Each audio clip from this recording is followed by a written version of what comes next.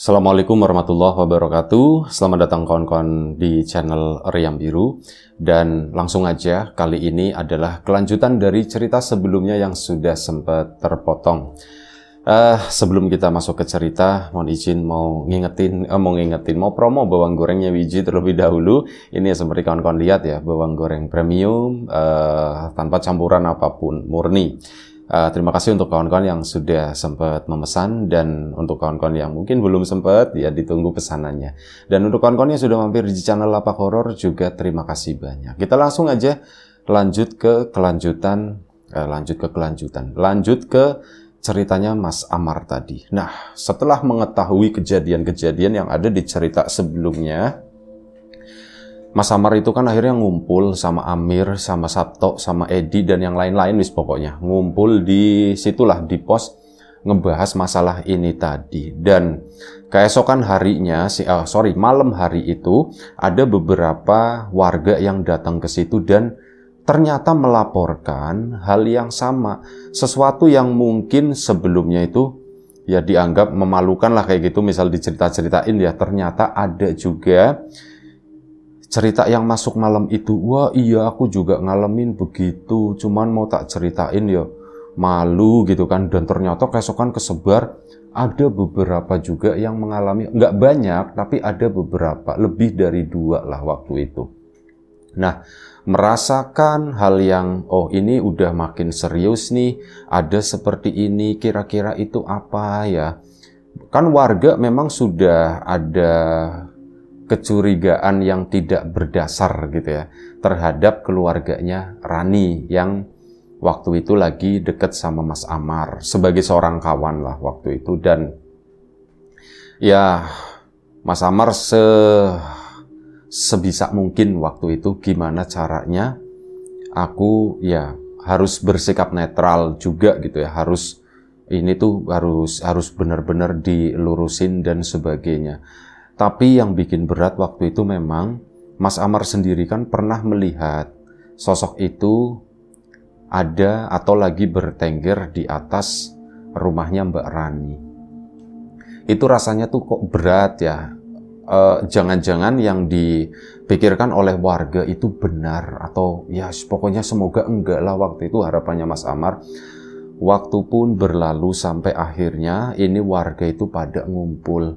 Bahkan karena di kampungnya Mas Amar itu nggak ada orang yang sanggup atau bisa menangani hal semacam itu, ya seorang spiritualis atau ahli supranatural gitu ya, atau mbah dukun atau apapun itu yang sanggup menangani hal itu, akhirnya meminta atau nanya-nanya ke kampung-kampung sebelah begitu kan. Dan akhirnya datanglah beberapa orang dari beberapa kampung.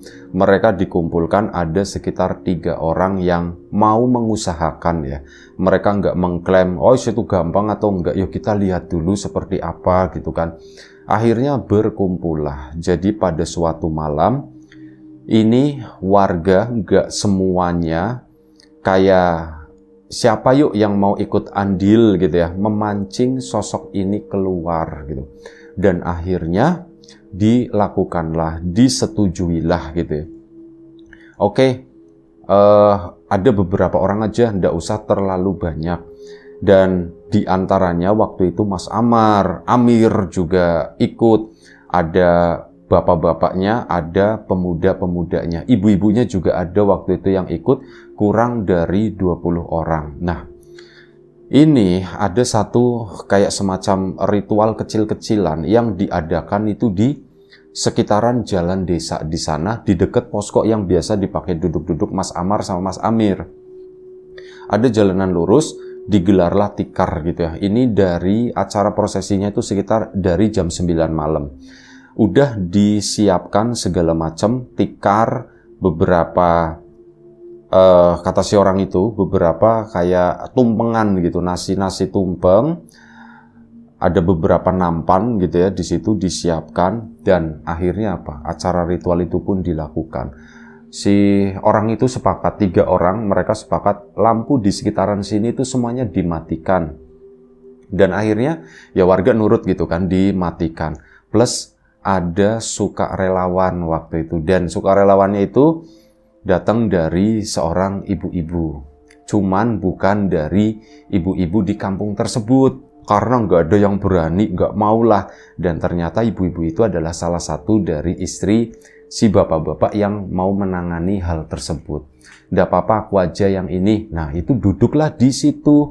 Warga semuanya itu disuruh ke sana. Lumayan cukup berjarak sekitar 10-15 meter. Ini ada makanan-makanan. Ini di situ satu grup itu warga desa termasuk si Mas Amar juga. Nah, si ibu-ibu itu duduk di paling ujung sendirian di sana. Nah, 3 orang yang pinter ini itu mulai melakukan ritual kayak semacam pemanggilan kayak gitulah. Dilakukanlah acara itu dengan lumayan cukup hikmat. Jadi pada diem semua dan suasana itu pun menegang gitu ya. Memang serem banget. Soalnya ya ritual kayak gitu itu kan diselingi dengan bau-bauan tertentu kayak bau kemenyan, ada bau kembangnya dan yang lain-lain kayak gitu kan. Itu itu bikin nuansa itu jadi pokoknya itu serem banget lah intinya. Menurut Mas Amar, Hawa itu benar-benar berubah dari ya Hawa tadi orang ngobrol rame-rame tiba-tiba hening nyenyet gitu, sepi banget. Kita nunggu apa nih yang akan terjadi di kegelapan malam itu. Ya memang gelap, tapi masih bisa kelihatan si ibu-ibu itu duduk di sana. Dan akhirnya setelah kurang lebih hampir 1 jam, lama gitu, lama bener-bener lama. Dan sebelum acara itu juga ini yang kalau misalnya ada yang mau pipis atau mau apa, tolong gitu kan, sekarang aja, jangan nanti ya, ini soalnya bakalan lama, kata salah satu bapak tersebut. Dan akhirnya warga pun karena memang udah siap semuanya, ya sudah, nggak ada satupun yang mau pipis atau apa, atau mau ada keperluan lain lah. Mereka semuanya harus diem gitu di situ. Nah, udah diem sekitar 1 jam. Setelah itu tadi, Mas Amar sendiri, ini berarti dari point of view-nya Mas Amar ya, bukan warga yang lain. Mas Amar kan duduk di sana di pinggir sebelah kiri, melihat langsung ke arah ibu tadi, berarti ngelihatnya tuh dari samping belakang sebelah kanan. Dilihatin gitu kan. Nah, ini dari kejauhan mulai muncul ada satu kayak kucing yang lewat gitulah, anggap aja seperti itu ya. Kayak seekor kucing hitam itu yang lewat mendekat. Tapi kok makin kesini, udah itu lebih besar dari kucing. Dan Mas Amar sendiri yakin ini kayaknya sosok itu deh, gitu kata dia. Ini kayaknya sosok itu deh yang lagi dipanggil-panggil begitu kan. Dan bener aja, si kucing tadi, kita anggapnya kucing gitu ya. Kucing itu tampak ragu, mau mendekat atau enggak. Mas Amar terus ngeliatin kayak gitu, udah senggol-senggolan sama yang lain gitu, sama Amir. Amir juga ngeliatin hal tersebut dan akhirnya mendekat ke arah ibu-ibu tadi. Nah, begitu mendekat, dipegang lah. Nah, begitu dipegang, ini ada bunyi kayak semacam lengkingan, kayak semacam jeritan kayak gitu. Mungkin kaget kali ya, oh masuk jebakan kamu, mungkin seperti itu. Dia pun kayak gitu, kayak jeritan, tapi jeritannya tuh kecil banget, memekik gitu, kayak gitu. Nah, setelah itu baru yang bapak-bapak yang 3 orang itu mendekat, kayak semacam ditangkap atau apa, dan ini udah ketangkep. Suaranya nggak keras-keras, pelan-pelan. Ini udah ketangkep nih, udah aman katanya begitu. Dan akhirnya apa? Lampu warga, yuk lampunya dinyalain. Lampu pun dinyalakan. Begitu dinyalakan, harapannya Mas Amar kan, oh ini makhluknya dipegangin, kelihatan dimasukin apa gitu, kayak kurungan atau masukin ember atau apa gitu, pikirnya Mas Amar. Ternyata enggak, itu bukan apa-apa. Itu tuh cuman semacam kayak kayu yang udah tua, enggak tahu itu kayu apa. Pokoknya kayu udah tua, ini dipegang sama si bapak itu. Nah, kayu itu sendiri, itu di tengahnya tuh ada kain. Kain yang melipat itu warnanya hitam. Mas Amar, mana itunya? Mir, mana Mir? Gak tahu, itu kali. Dan kata si bapak tadi memang benar. Ini udah, oh ternyata ini gitu. Ternyata ini ada satu barang, yaitu tadi. Oh ternyata ini. Apa itu Pak? Warga kan jadi pada nanya. Itu apa Pak sebenarnya Pak? Oh ini. Jadi begini. Nah setelah itu kan dibungkus kayu itu udah serp, ditaruh di situ, nggak kemana-mana, diem aja. Salah satu dari bapak tersebut pun menjelaskan, menerangkan. Ini bukan, Pak itu pesugihan bukan gitu ya. Pelakunya siapa ya Pak ya? Nah gitu kan pertanyaan warga. Nah si bapak itu pun menjelaskan, bukan, ini bukan pesugihan. Ini bukan, ya bukan ulah dari warga sini katanya. Di situ pelong dadanya Mas Amar gitu ya. Rani dan keluarganya itu selamat. Soalnya itu tuduhan itu udah mengarah ke sana, cuman tinggal omongan si bapak ini. Iya bener, ini ulahnya itu baru gitu kan. Nah ternyata enggak, ini bukan pesugihan. Lah terus itu apa Pak? Saya nggak tahu pasti, tapi kemungkinan beberapa hari yang lalu sebelum kejadian ini terjadi ya, ini ada seseorang ya yang mungkin memang suka dengan benda-benda seperti ini dan mungkin lewat di daerah sini, dan mungkin juga karena dia tidak suka atau sengaja membuang gitu ya, membuang benda ini di kampung ini. Tujuannya bukan buat mengganggu atau apa, tapi melainkan ya karena itu tadi mungkin dia udah nggak mampu buat ngerawat, dia udah nggak bisa meneruskan, akhirnya dibuang di sini. Atau bisa juga benda ini tuh terjatuh dengan tidak sengaja, kata si bapak itu ya.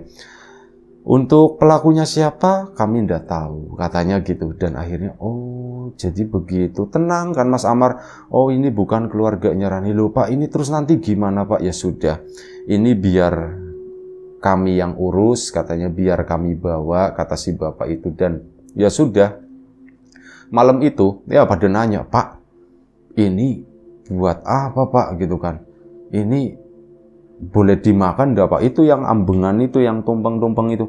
Oh ya boleh dimakan, orang ini buat ini kok, buat yang ikutan ini, kata si bapak itu. Oh jadi begitu Pak? Iya buat kita makan, kata si bapak itu. Soalnya ya kita kan lama, no, sejam di sini. Nanti kalau nggak ada apa-apa kan ya udah enak ya. Makanya tak suruh bikin begini. Wes monggo dimakan. Akhirnya dimakan sendiri itu.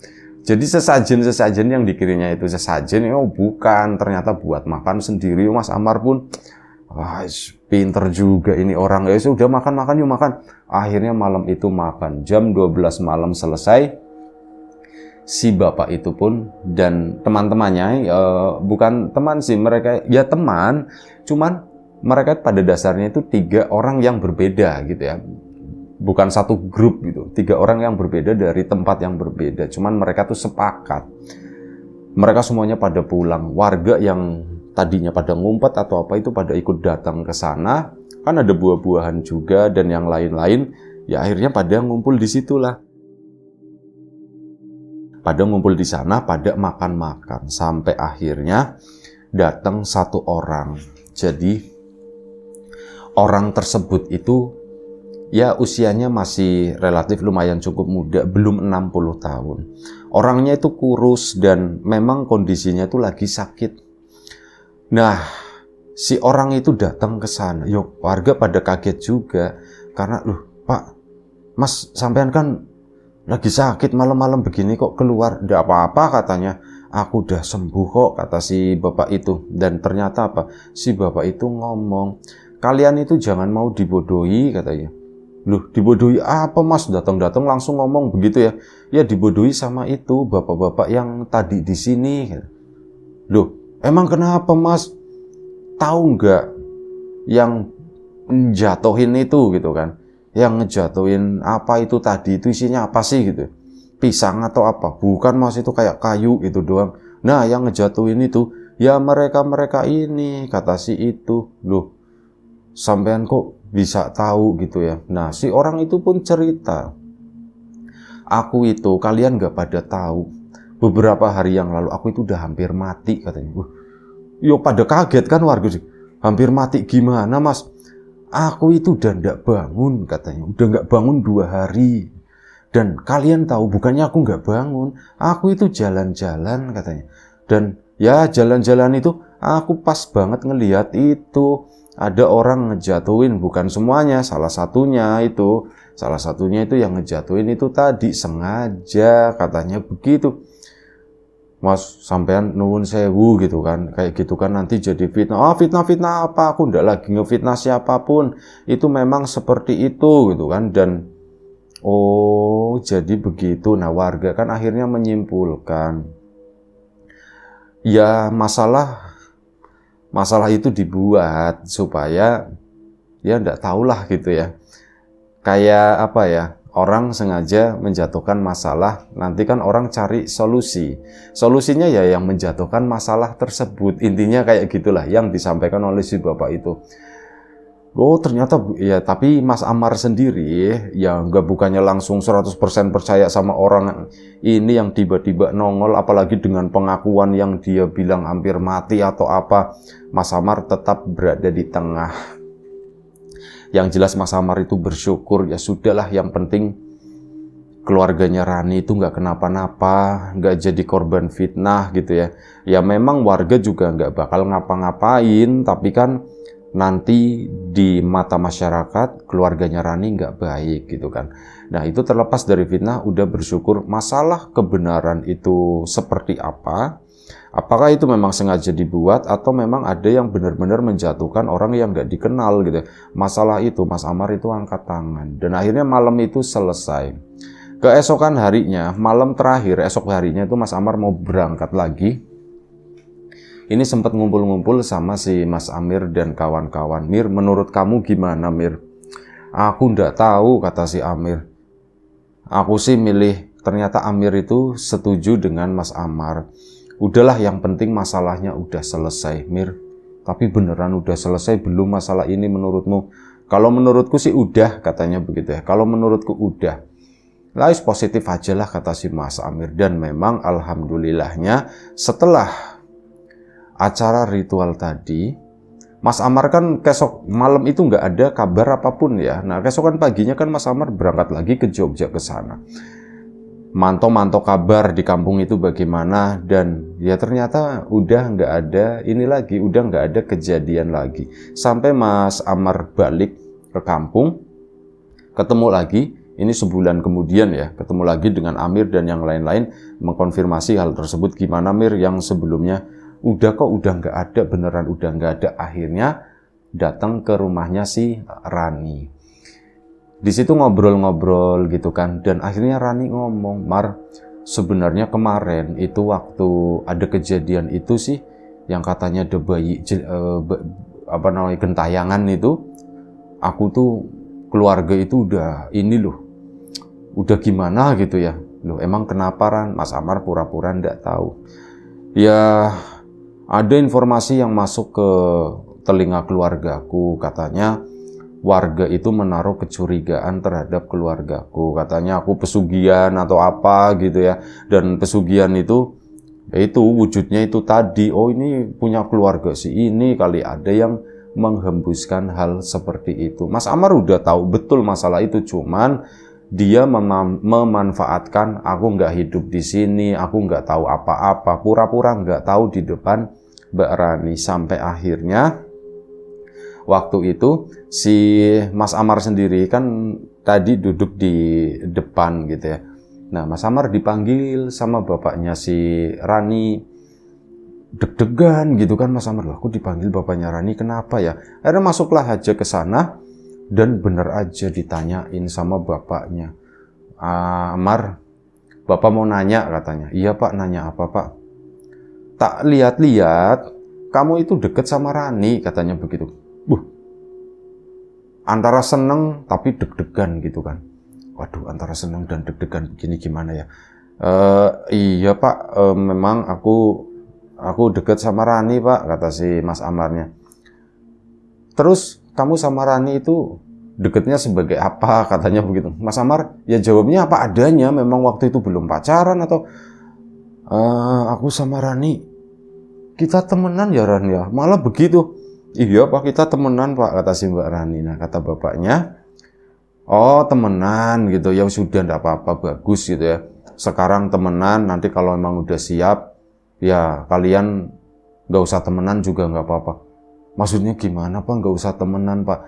Ya apa kayak gitu, pacaran atau apa kata si bapaknya. Terus ya udah nggak usah lama-lama kata si bapak itu begitu.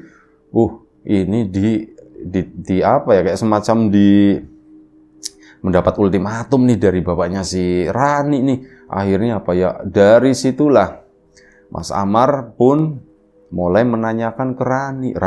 Udah ya, momen itu selesai, keluar mereka ngobrol. Gimana Ran? Gimana apanya Mar gitu kan? Ya kita gimana? Ya terserah kamu aja katanya begitu. Dan sampai apa namanya ya? Sampai setelah itu maksudnya tuh begini, nggak pernah ada yang namanya pacaran atau apa, itu nggak ada. Mas Amar beberapa bulan setelah itu gitu ya, Mas Amar punya tabungan dan yang lain-lain, waktu itu udah ada obrolan dengan orang tuanya sendiri mengenai nanti rencananya seperti apa. Akhirnya yang ngomong ke Mbak Rani itu, Ran, kamu misalkan nih ya Ran ya, kamu tak lamar mau ndak? Langsung ngomong seperti itu. Mbak Raninya, ya terserah kamu, orang kamu yang mau ini. Ya bukan terserah aku, tapi kan aku ngelamarnya kamu harus mau gitu kan. Ya sudah, kalau aku harus mau, aku mau gimana lagi, kata Semben. Akhirnya ya Mbak Raninya nerima. Di situ ya Mbak Rani yang mewakili, ya, ngomong sama orang tuanya begini. Akhirnya sudah, Mas Amar pun lamaran gitu ya. Dan ya akhirnya sampai sekarang Mbak Rani itu jadi istrinya Mas Amar. Itu aja ceritanya. Terima kasih banyak Mas Amar atas ceritanya. Kawan-kawan di rumah juga terima kasih yang ya mohon maaf gitu ya karena ceritanya sempat terputus tadi. Terima kasih kawan-kawan semua atas support dan dukungannya. Kawan-kawan subscriber, kawan-kawan membership, kawan-kawan yang udah kasih support dalam bentuk super thanks ke Riam Biru. Terima kasih banyak. Kawan-kawan yang udah ngasih like, udah nge-share ke yang lainnya. Kawan-kawan yang udah ninggalin komentar juga terima kasih banyak. Kawan-kawan yang sudah memesan bawang gorengnya Wiji, tak lupa terima kasih atas pesanannya. Untuk kawan-kawan yang belum sempat memesan, ditunggu pesanannya. Dan doa terbaik dari kami untuk kawan-kawan tentunya semoga selalu diberi kemudahan dalam hal apapun, termasuk kemudahan dalam hal rizki, yang sakit segera diberi kesembuhan, yang sehat tetap dijaga kesehatannya. Baik, sampai jumpa di episode selanjutnya. Riam Biru, jaga kesehatan kawan-kawan. Sekali lagi terima kasih banyak. Assalamualaikum warahmatullahi wabarakatuh.